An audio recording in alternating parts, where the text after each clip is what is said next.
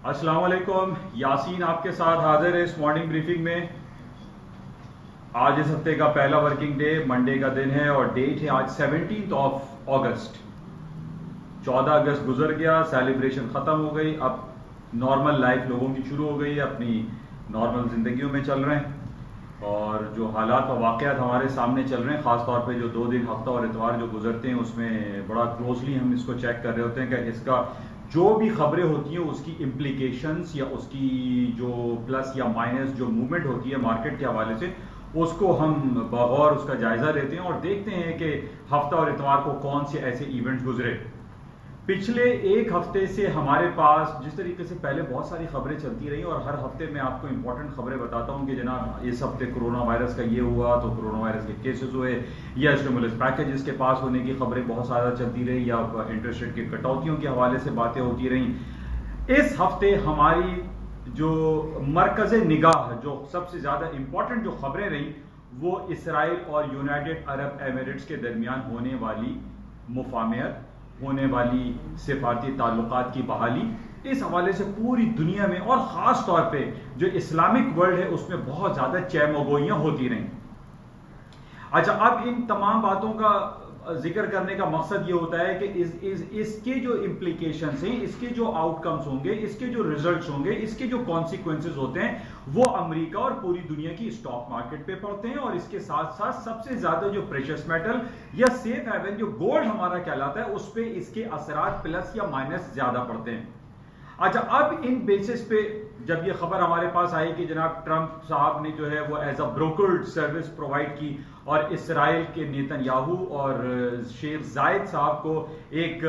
Meeting में जो है एक बाकायदा एक इनेकाद हुआ और उस सेरेमनी में ये बात तय हो गई कि जनाब यूनाइटेड अरब एमिरेट्स और इसराइल पिछले 70 सालों से जिन्होंने एक दूसरे को कबूल नहीं किया हुआ था, इन दोनों ने एक दूसरे ममालिक को कबूल लिया, एक्सेप्ट कर लिया। और सबसे ज्यादा इंपॉर्टेंट कि यूनाइटेड अरब एमिरेट्स ने इसराइल को एक्सेप्ट किया। अब इस पे बहुत ज्यादा बातें हुई कि जनाब पिछले 70 सालों से जो फलस्तीनी लोग, जो फलस्तीनी मुसलमान अपने क़िबले अव्वल को बचाने के लिए, अपनी सरजमीन को बचाने के लिए इसराइल या यहूदियों से जो लड़ रहे थे, वो तमाम मामला जो है वो धरे के धरे रह गए यूनाइटेड अरब एमिरेट्स की जानिब से। अब इसके ऊपर बड़ी बातें हुई कि जनाब पहले तो लोगों ने कहा नहीं, तो बड़ी अच्छी बात हो गई, खुशाइन बात है और खुशगुन है, इसके बाद गोल्ड की मार्केटें गिर जाएंगी। उस वक्त भी मैंने आप लोगों को यही जिक्र किया था, आप लोगों को गोश गुजार किया था कि इससे गोल्ड की मार्केटें नीचे की तरफ नहीं आएंगी। ठीक है, सर्टेन पीरियड ऑफ टाइम के लिए मार्केट थोड़ा सा करेक्शन लिया और ये एक अच्छी बात थी कि जनाब दो मुमालिक में जो है वो एक मुफाहमत की पॉलिसी इख्तियार की गई और इससे हालात बेहतर होंगे, स्टॉक्स ऊपर जाएंगे, गोल्ड की कीमतें नीचे आ जाएंगी। लेकिन ऐसा नहीं हुआ। खास तौर पे जो गोल्ड की कीमतें थी उसमें अभी तक पोटेंशियल एग्जिस्ट कर रहा है टेक्निकल बेसिस पर भी, और ये जो जियोपॉलिटिकल सिचुएशन है इन बेसिस पे भी आप देख रहे हैं कि जैसे मैंने आपको टेक्निकली $1920 यानी आज से 9 साल पहले जब मार्केट ने हाई किया था, वो 1920 का हाई किया था, उस बेसिस पे मैंने आपसे ये कहा था कि 1920 से अगर ऊपर गोल्ड की मार्केट वीकली क्लोजिंग पे रहती है तो the market will go up. और ऐसे ही कुछ सूरत हाल अभी भी रोनुमा हो रही है। मार्केट 1920 से ऊपर है, 1950, 1960, 1940 इसके लगभग मार्केट ट्रेड हो रही हैं और अभी भी गोल्ड के ऊपर जाने का पोटेंशियल बहुत ज्यादा एग्जिस्ट करता है। उसकी वजूहत मैंने आपको बता रखी है कि जनाब इंटरेस्ट रेट की कटौतियां हो रही हैं, stimulus packages billions and trillions dollar के पास होने हैं, अभी जो कोरोना वायरस का जो पैंडेमिक सिलसिला चल रहा है ये अभी खत्म नहीं हुआ है। तो इन बेसिस पे हमारे सामने ये हकीकत है कि यूरोपियन सेंट्रल बैंक या यूरोपियन यूनियन या अमेरिकन जो बैंक्स हैं वो अभी स्टिमुलस पैकेजेस अनाउंस करते रहेंगे, क्योंकि कोरोना वायरस का जो ड्रामा है, जो कॉन्स्पिरेसी थ्योरी जो चल रही है, ये अभी खत्म नहीं हुई है, ये अभी बाकी है, अभी ये इंटैक्ट है। अब ये कहां तक इंटैक्ट है, कहां तक इसकी हकीकत है, कहां तक सच्चाई है कि कोरोना वायरस है या नहीं है, या इसके ऊपर कौन, बहुत सारी जो कॉन्स्पिरेसी थ्योरी हमारे सामने वो चल रही है। बहरहाल ये एक हकीकत है कि कोरोना वायरस के बेसिस पे पूरी दुनिया लॉकडाउन और शटडाउन के आताब से गुजरी है और गुजर रही है। तो इन बेसिस पे जब हमारे पास ये खबर आती है कि जनाब billions and trillions of dollar के इकोनॉमिक स्टिमुलस पैकेजेस अनाउंस होंगे, तो इस बेसिस पे लाजमी है कि गोल्ड की कीमतें ऊपर की तरफ चली जाती हैं। तो बहरहाल ये एक अलहदा बात है, लेकिन इसके साथ जो हम ये इसराइल और जो यूएई के अब्राहम एकॉर्ड के नाम से जो सिलसिला देख रहे हैं, इसको लोग बहुत मिक्स रिएक्शन इसका पाया जा रहा है। खास तौर पे जो मुस्लिम और अरब वर्ल्ड है, इस अरब वर्ल्ड में और मुसलमानों ने काफी इसको निगेट किया है, इसके खिलाफ बातें की हैं और बहुत सारे लोगों ने अपने तहफ्फुज़ात का इजहार किया है। और बहुत सारे ममालिक इस्लामिक स्टेट जो तकरीबन 57 और 60 के लगभग हैं पूरी दुनिया में, उनमें एक गुस्सा पाया जाता है कि जनाब ये इसराइल के साथ यूनाइटेड अरब एमिरेट्स ने अगर ये जो जॉइंट वेंचर इनका हुआ है ये गलत हुआ है, ये फलस्तीनियों के साथ सरासर ज्यादती है और हमारा क़िबला अव्वल की आज़ादी के हवाले से उस पर एक कारी ज़र्ब है। तो इस हवाले से बहुत सारी बातें हो रही हैं और लोग इससे खुश दिखाई नहीं देते। खासतौर पर इस्लामिक वर्ल्ड में कहीं से भी हमें ये आवाज नहीं आई कि जनाब कि किसी मुल्क ने जो है इसकी बड़ी तारीफ की हो और मुल्क ने ये कहा होगा नहीं बड़ा जबरदस्त काम हुआ है। इससे पहले हमने 26 साल पहले 1994 में ये देखा था कि इजिप्ट, मिस्र और उर्दन, जॉर्डन ने ये एग्रीमेंट इसराइल से कर रखा था। तो इस बेसिस पे भी काफी लोग इससे नाला थे, इस मिस्र से और उर्दन से। अब ये दुनिया का तीसरा इस्लामिक वर्ल्ड है, इस्लामिक दुनिया है, यूनाइटेड अरब एमिरेट, जिसने इसराइल के साथ जाके ये पैक्ट किया है। और अब ताजा तरीन खबरें हमारे पास आज आ रही हैं कि टेलीकम्युनिकेशन सर्विसेज और इंटरनेट और वाईफाई और ये सारे जो नेट बेस्ड डेटा सिस्टम था वो इसराइल और यूएई के दरमियान बहाल हो गया है। टेलीफोनिक कॉलें हो रही हैं और उनके दरमियान मुख्तलिफ जो आपके जो तिजारती डीलें हैं वो भी होना शुरू हो गई हैं, यानी ट्रेड डील्स पे एग्रीमेंट भी होना शुरू हो गया है। तो बहरहाल ये स्टॉक मार्केट के हवाले से तो खुशाइन बात है और ये अच्छी बात है, लेकिन इसके जो लॉन्गर पीरियड ऑफ टाइम में जो इंप्लीकेशन है वो बड़े भयानक और निगेटिव दिखाई दे रहे हैं। इसमें सबसे पहले हमने देखा तुर्की, अनातोलिया, तुर्की ने इसके खिलाफ बहुत ज्यादा बातें की और तुर्की ने जॉर्डन जो उर्दगन साहब हैं वहां के प्रेसिडेंट, उन्होंने ये कहा है कि हम सिफारती ताल्लुकात यूएई के साथ खत्म कर देंगे। इसी तरीके से एक बहुत ज्यादा एक जो खामोशी हमें दिखाई दे रही है वो सऊदी अरब की जानिब से। सऊदी अरब बिल्कुल पिन ड्रॉप साइलेंट है, वहां से कोई से जो है जनाब कोई बात नहीं हुई। दफ्तर खारजा ने कोई बयान नहीं दिया कि जनाब इसराइल के साथ यूएई का जो ये जो इल्हाक हुआ है इस हवाले से वो मुस्बत है या मनफी है। इस हवाले से सऊदी अरब की तरफ पूरी इस्लामिक वर्ल्ड की निगाहें जमी हुई हैं कि सऊदी अरब क्या बोल रहा है। सऊदी अरब पिछले 70 सालों से फलस्तीनी लोगों के साथ आवाज उठाता था, आज सऊदी अरब को क्या हो गया है? सऊदी अरब जो है वो फलस्तीन की आवाज के साथ नहीं दिखाई दे रहा है। तो ये खामोशी बहुत खतरनाक दिखाई दे रही है। अब यहां पर एक बात बड़ी इंपॉर्टेंट है, समझने की जरूरत है कि देखिए OIC, Organisation of Islamic Conference जो है, इसका जो सरबरा है जिसको तमाम 57 और 58 ममालिक या 60 लगभग जो मुस्लिम ममालिक हैं वो सऊदी अरब को एक बहुत बड़ा एक स्टेटस देते हैं, एक बहुत बड़ा मुकाम देते हैं, अपना एक बड़ा भाई मानते हैं। इस वजह से सऊदी अरब की खामोशी एक बहुत बड़ा सवालिया निशान है कि ये इसराइल और यूएई के दरमियान जो ये सिलसिला शुरू हुआ है इस पे सऊदी अरब का मौक़िफ़ क्या है। अब यहां पर देखिए बात समझने की यह जरूरत है कि जिस तरीके से मैंने आपसे कहा कि OIC की पूरी हेड जो है वो रियाद है, सऊदी अरेबिया है, और सऊदी अरब ने अगर इसके खिलाफ बात नहीं की तो सबसे बड़ा इस मुसलमानों का जो प्लेटफॉर्म है जिसको हम OIC कहते हैं, ऑर्गेनाइजेशन ऑफ इस्लामिक कॉन्फ्रेंस, इसके ऊपर बहुत बड़ा एक सवालिया निशान पैदा हो जाएगा। एक बहुत बड़े सवालात पैदा होना शुरू हो जाएंगे कि सऊदी अरब इस मामले में अपना मौक़िफ़ बयान क्यों नहीं कर रहा है, क्यों नहीं वो आवाज उठाता कि इसराइल और यूएई के दरमियान जो सिलसिला शुरू हुआ है, जो अब्राहम एकॉर्ड है, क्या वो सही है, क्या वो गलत है, क्या ये फलस्तीनियों की आवाज के खिलाफ अमल नहीं है। तो ये बहुत सारी बातें शुरू हो गई हैं। अब यहां पर ये बातें शुरू हो रही हैं कि OIC अपनी अहमियत को मजीद जायल कर देगा। इससे पहले भी हमने देखा कि सऊदी अरब ने या OIC ने कभी भी कश्मीर के हवाले से आवाज नहीं उठाई, कभी भी बोस्निया हेर्ज़ेगोविना के मुसलमानों के खिलाफ आवाज नहीं उठाई,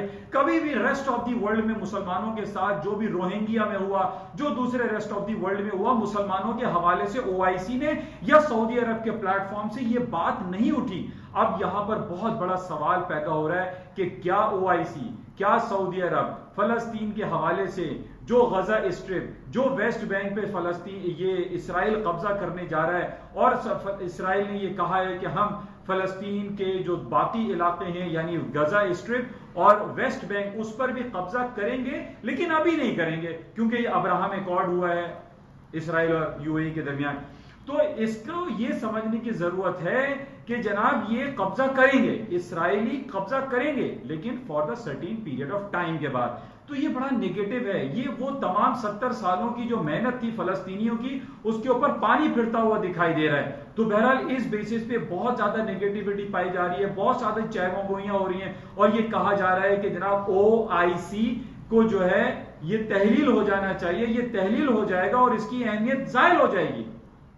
इन्हीं बेसिस पे आप ये देखिए कि पाकिस्तान, तुर्की और मलेशिया में बहुत ज्यादा एक कंफर्म एकॉर्ड होता हुआ दिखाई दे रहा है, एक ये बेल्ट बनती हुई दिखाई दे रही है। पिछले दिनों भी इमरान खान साहब जो है जब मलेशिया जा रहे थे, इस हवाले से ये बातें रोक दी गई और सऊदी अरब ने जो है पाकिस्तान को बहुत ज्यादा इमदाद भी दी और इस हवाले से पाकिस्तान जो है उस एकॉर्ड में नहीं गया। लेकिन अभी यही पॉइंट बड़ा इंपॉर्टेंट है क्योंकि अब लोगों की जो नजरें लगी हुई हैं वो सऊदी अरब के मौक़िफ़ पे लगी हुई है कि सऊदी अरब फलस्तीन के हवाले से क्या बयान देता है। तो बहरहाल इन तमाम चेमगोइयां, इन तमाम नेगेटिव हालात के हवाले से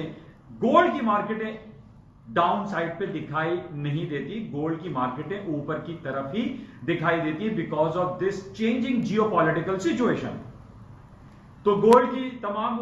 लोग जो गोल्ड में मार्केट में काम करते हैं, अभी तकरीबन 1950 के करीब मार्केट चल रही है, आप बाय करें, सेल स्टॉप आप लगाइए 1920 के नीचे का और इसमें पोटेंशियल एग्जिस्ट करता है।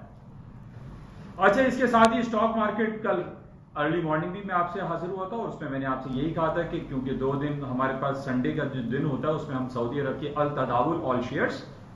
तकरीबन 0.7% प्लस बंद हुआ और इसी तरीके से तल अवीव जो कि इतवार को मार्केट चलती है संडे को, वो भी 1.4% प्लस थी। और आज हम यही देख रहे हैं कि पूरी दुनिया की स्टॉक मार्केट लगभग नियरली 1% प्लस में है, मार्केटें ऊपर की तरफ है। उसकी वजह जो बयान कर रहे हैं, अपार्ट फ्रॉम गोल्ड, तमाम स्टॉक मार्केटों ने इसको बहुत पॉजिटिव लिया है क्योंकि यूरोपियन कंट्रीज ने भी इस एकॉर्ड को, जो अब्राहम एकॉर्ड है इसराइल और यूएई के दरमियान, इसको बहुत पॉजिटिव लिया है और इस बेसिस पे स्टॉक मार्केटों में तेजी दिखाई दे रही है। और इसी वजह से कल हमने तल अवीव की स्टॉक मार्केट में भी देखा कि पोटेंशियल एग्जिस्ट कर रहा था।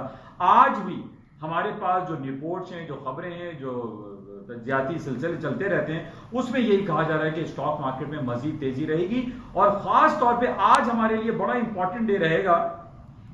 और इंडिकेशंस हमारे पास यही आ रही हैं कि आज दुनिया की सबसे बड़ी प्राइवेट कंपनी एप्पल अपने $2 ट्रिलियन के बेंचमार्क को क्रॉस कर जाएगी, क्योंकि आज सुबह से हम देख रहे हैं तकरीबन 1.5%,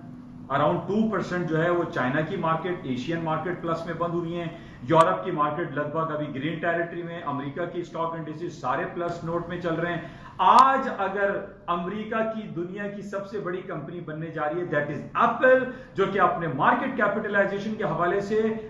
$2 ट्रिलियन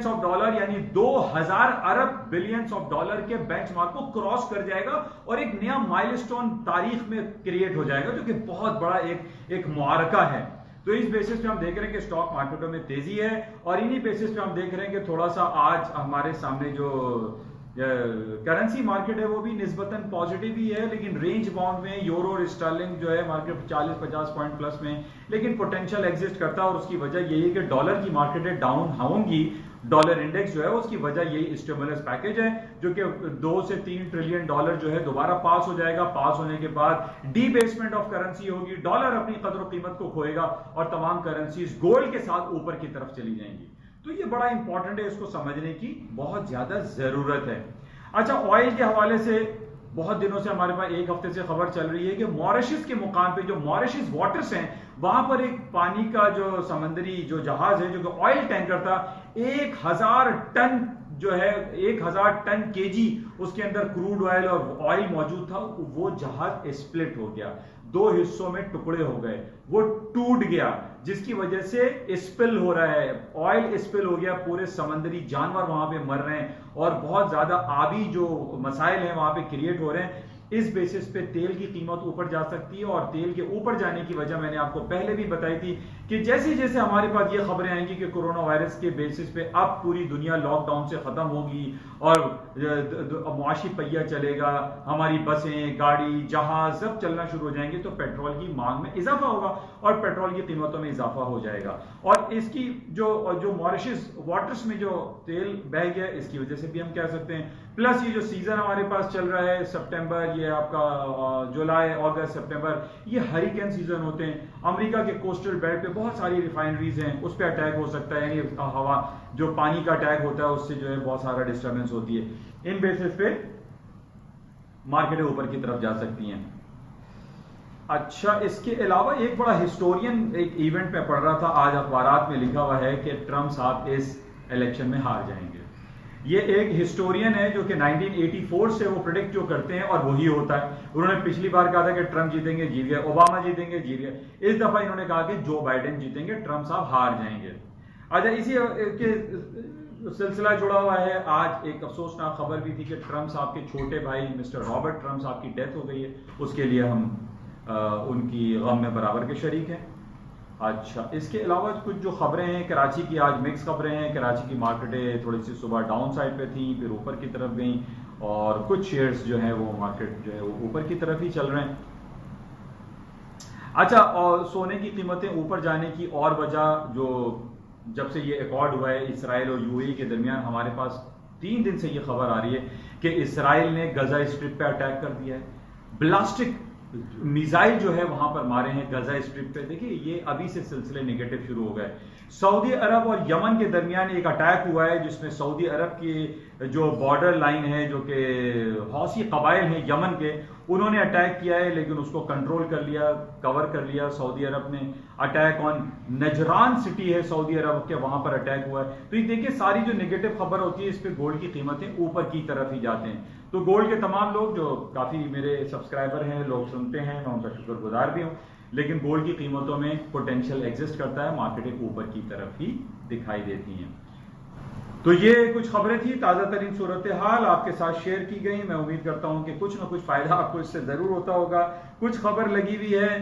इसको एक लॉलीपॉप कहें तो इससे ज्यादा और कुछ मुझे दिखाई नहीं देता कि पाकिस्तान, खासतौर पर कराची में जो बारिशों के बाद जो बदहाली का शिकार हुए, हम लोग हालत जंग में रह रहे हैं। हमारे पास पानी नहीं, बिजली नहीं, गैस नहीं, हमारी सड़कें टूटी फूटी हैं, गटर नाले उबल रहे हैं, नाले जो है वो तबाह हाल हो चुके हैं। हम यहाँ पर जाके